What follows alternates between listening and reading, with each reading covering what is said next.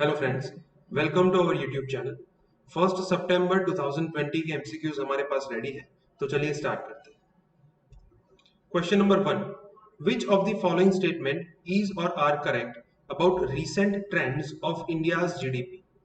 First, agriculture is the only sector that shows growth year by year. Second, highest contraction is seen in the construction sector.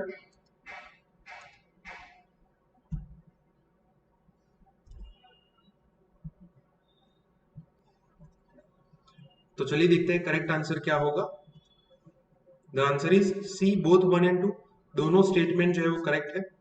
So recently जो India के GDP figures launch किए गए हैं, तो उसके अंदर ये देखने को मिला है कि एग्रीकल्चर सेक्टर का ग्रोथ रेट है अराउंड 3.4%, और it is the only sector which shows growth continuously year by year.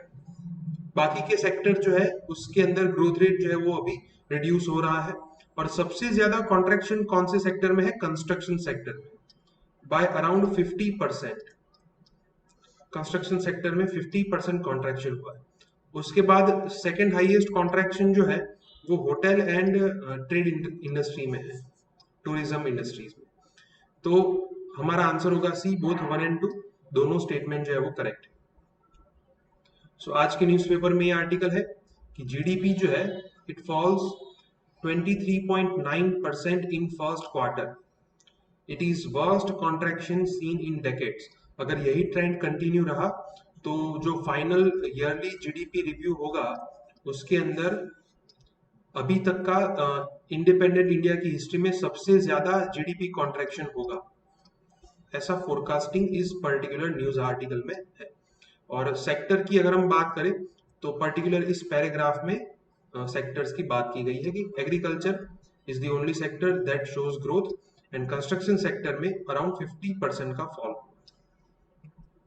Question number 2, the central statistical organisation made some reforms in the calculation of India's GDP in 2015. Which of the following statement or statements is or are correct in this regard? मतलब कि जो CSO है, central statistical organisation, उन्होंने 2015 में India की जो GDP calculation की method है उसके अंदर कुछ रिफॉर्म्स किए थे, कुछ चेंजेस किए थे। उसके बारे में कौन सा स्टेटमेंट करेक्ट है? First, base year for GDP calculation was changed. Second, the standards are changed in accordance with the global standards. Third, GDP at factor cost has been made India's official GDP. तो चलिए देखते हैं correct answer क्या होगा। The answer is A, 1 and 2। First and second जो है वो correct है। Base year was change from 2004 to 2012, तो ये फर्स्ट जो है वो करेक्ट है। सेकंड जो है वो भी करेक्ट है। It has been changed in accordance with the system of national accounts 2008, which is a set of international standards to maintain the official statistical data. तो उसके अकॉर्डिंगली हमारी मेथड जो है वो चेंज की गई है, तो ये सेकंड जो है वो भी करेक्ट है। Third is incorrect because at present GDP at current market price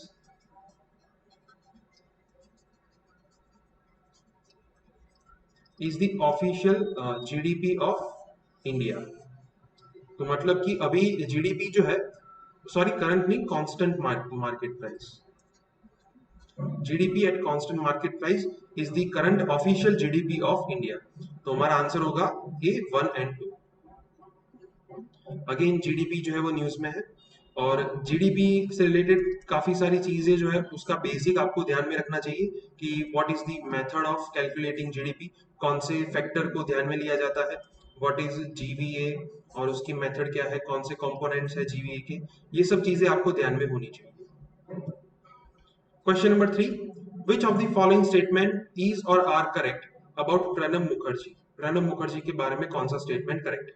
first, he gave assent to the bill for implementation of GST. Second, criminal law amendment ordinance was promulgated by him. तो चलिए देखते हैं correct answer क्या होगा। The answer is C, both 1 and 2। दोनों statement जो है वो करेक्ट है। जीएसटी इंप्लीमेंटेशन हुआ था 2017 में, उस टाइम पे प्रेसिडेंट थे प्रणब मुखर्जी, तो उन्होंने ही इस बिल को असेंट दिया होगा। It is a constitutional amendment bill. फिर उसके बाद ये क्रिमिनल लॉ अमेंडमेंट ऑर्डिनेंस वो भी लाया गया था 2013 में। उस टाइम पे भी प्रेसिडेंट थे प्रणब मुखर्जी। तो सेकंड जो है वो भी करेक्ट है। और answer will be C both 1 and 2। So ex president Pranab Mukherjee जो है उनका देहांत हुआ है, इस वजह से ये न्यूज में है। Question number 4, cases under which of the following acts are investigated by enforcement directorate, ED. मतलब कि इनमें से कौन से एक्ट के अंडर जितने भी केसेस है वो ईडी इन्वेस्टिगेट करती है। First, foreign exchange management act FEMA. Second, prevention of money laundering act PMLA. Third, fugitive economic offenders act. And fourth, prevention of corruption act. तो चलिए देखते हैं करेक्ट आंसर क्या होगा। The answer is D 1, 2 and 3। First, second and third जो है वो correct है। Fourth is incorrect because prevention of corruption act जो है उसके केसेस को इन्वेस्टिगेट कौन करता है, central vigilance commission, right. So fourth will be incorrect, और answer will be D 1, 2 and 3। ED arrest Tahir Hussain for money laundering. ED जो है वो काफी एक्टिव है because of Vijay Mallya case also and Nirav Modi case also, right. Question number 5. Which of the following statement is or are correct about Attorney General of India? First, he represents Government of India in both Supreme Court and High Courts. Second, he is debarred from private legal practice. Third, the Office of Attorney General is a constitutional office. तो चलिए देखते हैं correct answer क्या होगा। The answer is C 1 and 3। First जो है वो correct है कि अटॉर्नी जनरल जो है वो गवर्नमेंट ऑफ इंडिया को रिप्रेजेंट करेंगे। मतलब किसी ने अगर गवर्नमेंट ऑफ इंडिया के खिलाफ केस किया है तो वो उनको रिप्रेजेंट करेंगे कहाँ पे, सुप्रीम कोर्ट के अंदर या फिर किसी भी स्टेट की हाई कोर्ट के अंदर। तो फर्स्ट जो है वो करेक्ट है। Second is incorrect because the office of attorney general does not fall under the ambit of government server. वो कोई गवर्नमेंट सर्वेंट नहीं है कि जिनको गवर्नमेंट ऑफिस के जो रूल्स है वो लागू होते हैं, और इस वजह से वो अगर चाहे तो प्राइवेट लीगल प्रैक्टिस भी कर सकते हैं। सो सेकंड जो है वो इनकरेक्ट होगा। थर्ड जो है वो करेक्ट है because according to article 76 constitution gives authority to have office of attorney general of India. Attorney general जो है वो कौन से आर्टिकल में मेंशन किए गए हैं, 76 में। सो आंसर होगा C 1 and 3। Accordingly office attorney general जो है उनके सिमिलर पोस्ट स्टेट गवर्नमेंट में क्या होते हैं, advocate general, according to article 165। So आज के न्यूज़पेपर में ये आर्टिकल है, quantum not a solace. Recently जो कंटेम्प्ट ऑफ कोर्ट का केस चला था तो उसके अंदर सुप्रीम कोर्ट ने प्रशांत भूषण जो है उनको ₹1 का फाइन जो है वो दिया था, और इस वजह से यहाँ पे इनटॉलरेंस की बात की गई है इस पर्टिकुलर आर्टिकल में। Question number 6, which of the following statement is or are correct about sovereign bonds. Sovereign bonds के बारे में कौन सा स्टेटमेंट करेक्ट है। First, it is a specific debt instrument denominated in only domestic currency. Second, the yield of a sovereign bond speaks about its credit worthiness. तो चलिए देखते हैं करेक्ट आंसर क्या होगा। The answer is B, second only. First जो है वो incorrect है because sovereign bond is a debt instrument, लेकिन उसको गवर्नमेंट जो है वो किसी भी फॉरेन करेंसी या फिर डोमेस्टिक करेंसी दोनों में से किसी भी करेंसी में इश्यू कर सकते हैं। So it is not necessary that it can be denominated only in domestic currency. इस वजह से ये फर्स्ट स्टेटमेंट जो है वो इनकरेक्ट होगा। सेकंड जो है वो करेक्ट है। यील्ड का मतलब ये होता है कि सोवरिन बॉन्ड के ऊपर गवर्नमेंट कितना इंटरेस्ट पे करेंगे, इस इंटरेस्ट को कहेंगे यील्ड। अब अगर मान लो कि यील्ड ज्यादा है तो इसका मतलब ये होगा कि द बॉन्ड इज क्रेडिट वर्दी, इसके ऊपर भरोसा किया जा सकता है, it can gain you some money. So yield जो है वो कौन से फैक्टर के ऊपर डिपेंड करती है, क्रेडिट वर्दीनेस ऑफ गवर्नमेंट, फिर उसके बाद इंटरनल एंड एक्सटर्नल अफेयर्स क्या है उस पर्टिकुलर कंट्री के, and what is the current state of economy in that country. तो इन सब चीजों पे यील्ड जो है वो मैटर करती है और यील्ड के बेसिस पे किसी भी सोवरिन बॉन्ड के अंदर इन्वेस्टमेंट होता है. So second is correct. Our answer will be B, second only. So GST reform needs a new grand bargain. GST compensation जो है उसकी वजह से ये ऑलमोस्ट पिछले एक हफ्ते से न्यूज में है GST dues, because central government जो है उन्होंने स्टेट गवर्नमेंट्स को GST ड्यूज पे करने के लिए दो ऑप्शन दिए हैं. Either they can borrow money from the RBI और they can raise the debt from the market. But it is the responsibility of central government because as per the act, the government of India has to pay GST compensation to the state. लेकिन central government का ये argument है कि कोविड-19 which is a pandemic उनको उन्होंने phrase दिया है it is an act of God and we are not responsible for this loss. और इस वजह से उन्होंने ये ड्यू जो है वो पे करने के लिए दो ऑप्शन दिए हैं. सो इस पर्टिकुलर आर्टिकल में जीएसटी ड्यूज है उसके बारे में भी कहा गया है और how India can borrow some of the systems from Australia also. Question number 7. Which of the following statement is or are incorrect? First, Panchayati Raj institutions were not present in India before 73rd and 74th Constitutional Amendment Act. Second, Zilla Parishad is the basic unit of Panchayati Raj system of India as per the recommendations of Ashok Mehta Committee. चलिए देखते हैं correct answer क्या होगा. The answer is C, both 1 and 2. दोनों statement incorrect है because यहाँ पे क्या कहा गया है कि 73rd and 74th Constitutional Amendment Act जो 1992 में बनाए गए, तो उससे पहले इंडिया में पंचायती राज इंस्टीट्यूशंस नहीं थे. ये स्टेटमेंट इनकरेक्ट है बिकॉज काफी सारे स्टेट के अंदर पंचायती राज इंस्टीट्यूशंस थे.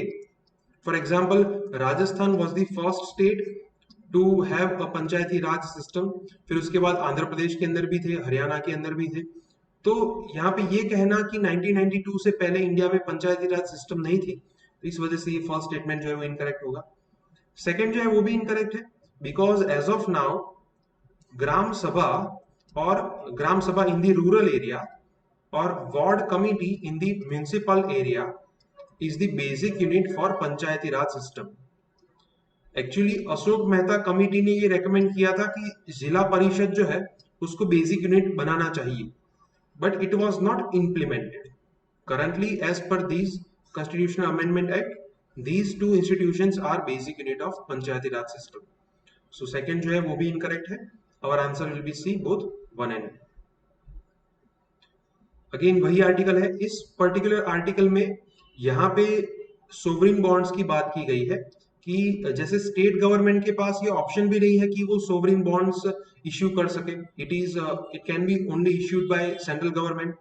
और दूसरी चीज यहाँ पे थर्ड टीयर गवर्नमेंट को भी मेंशन किया गया है because as the situation is updated, third tier government जो है उसका इंपॉर्टेंस इंक्रीज होता जा रहा है लोकल गवर्नमेंट का. और जो स्टेट गवर्नमेंट है और सेंट्रल गवर्नमेंट है उनके पास से उनको रेगुलरली फंड जो है वो नहीं मिलते, and that is why they lack in developmental opportunities. So how government should devolute the finance to the lower level of or local level of government, और इसके आर्ग्यूमेंट्स भी इस पर्टिकुलर आर्टिकल में दिए गए. Question number 8. Which of the following statement is or are correct about Environment Performance Index 2020? First, India's performance is improved as compared to previous assessment. Second, black carbon and carbon dioxide emission per capita has increased in India in 10 years. तो चलिए देखते हैं correct answer क्या होगा. The answer is C, both 1 and 2. दोनों statement जो है वो करेक्ट है. जब 2020 का रिपोर्ट जो है वो अप्रैल महीने में पब्लिश हुआ था, तो उसके अंदर ये फाइंडिंग्स मिले थे कि इंडिया का रैंक है 163rd और लास्ट ईयर रैंक था 170. सो प्रीवियस असेसमेंट की कंपैरिजन में इस साल रैंक जो है वो इंप्रूव हुआ है. फर्स्ट करेक्ट है. सेकंड इज आल्सो करेक्ट कि अगर पिछले 10 साल की बात करें तो इंडिया के अंदर ऐसा कोई सिग्निफिकेंट मूवमेंट नहीं हुआ है बिकॉज ब्लैक कार्बन एमिशन और कार्बन डाइऑक्साइड एमिशन जो है वो इंक्रीज हुआ है. Along with that, the greenhouse gases concentration is also increased. So our answer will be C, both 1 and 2. सो ये एनवायरमेंट के बारे में काफी अच्छा आर्टिकल है आज के न्यूज़पेपर में। काफी सारी फैक्चुअल चीजें जो है वो आपको यहाँ से पता चल सकती है। And steps taken by government in environmental regard, तो ये भी आपको पता चल सकता है इस पर्टिकुलर आर्टिकल में। और यहाँ पे इंडिया के परफॉर्मेंस में एनवायरमेंटल परफॉर्मेंस इंडेक्स को मेंशन किया गया है। Question number 9, which of the following statement is or are correct about World Bank's ease of doing business? First, India's performance in this index has improved in recent years. Second, India maintained first rank among South Asian countries. Third, 4 Indian cities are taken into consideration for evaluating India's performance in this index. तो चलिए देखते हैं correct answer क्या होगा। The answer is D, 1, 2 and 3। तीनों statement जो है वो करेक्ट है। अब देखिए रिसेंट ईयर्स की बात करें, सो इंडिया का रैंक इन 2018 इट वाज 70, फिर उससे इंप्रूव होके 63rd रैंक हुआ, और पिछले 3 असेसमेंट से इंडिया को इंप्रूवमेंट मिल रही है। 100 से 77, फिर उसके बाद 70, देन 63rd, तो इंडिया को इंप्रूवमेंट मिल रही है रिसेंट ईयर्स में।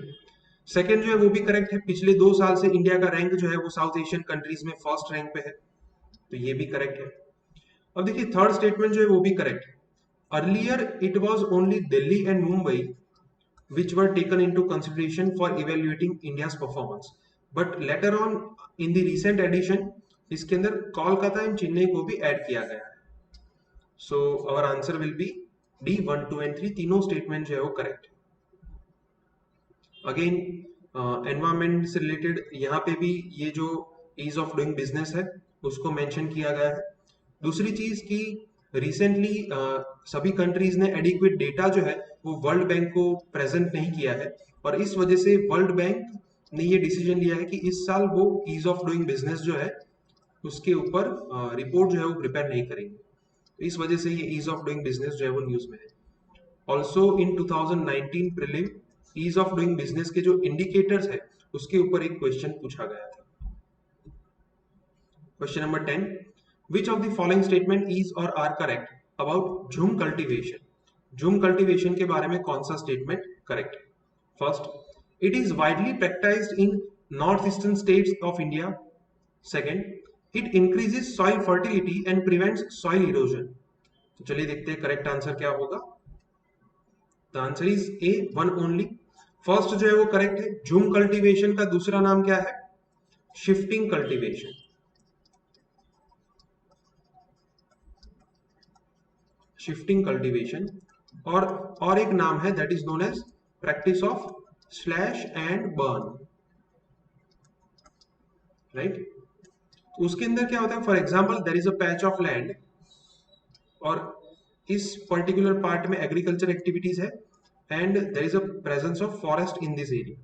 अब अगर मान लो कि यहाँ पे एग्रीकल्चर एक्टिविटीज आपने कैरी ऑन की और यहाँ पे फर्टिलिटी जो है उसको आपने यूज किया and the fertility reduces, so the people will burn or slash this forest, और फिर यहाँ पे एग्रीकल्चर एक्टिविटी जो है वो स्टार्ट होगी। तो जो यहाँ पे पेड़ है उनको काट के फिर यहाँ पे एग्रीकल्चर एक्टिविटीज जो है वो कैरी ऑन की जाएगी। इसको कहते हैं शिफ्टिंग कल्टीवेशन और स्लैश एंड बर्न। तो इस वजह से एनवायरमेंट के ऊपर कोई अच्छी इंपैक्ट नहीं होगी, because the presence of forest prevents soil erosion. अब अगर मान लो कि यहाँ पे आप पेड़ जो है उसको काट देंगे, सो सॉइल इरोजन जो है इट वुड इंक्रीज, और यहाँ पे क्या कहा गया है, it increases soil fertility and prevents soil erosion. तो इस वजह से ये सेकंड स्टेटमेंट जो है वो इनकरेक्ट होगा। Our answer will be A, 1 only. So again ये जो एनवायरमेंट से रिलेटेड आर्टिकल है, तो इस पर्टिकुलर आर्टिकल में यहाँ पे झूम कल्टीवेशन की बात की गई।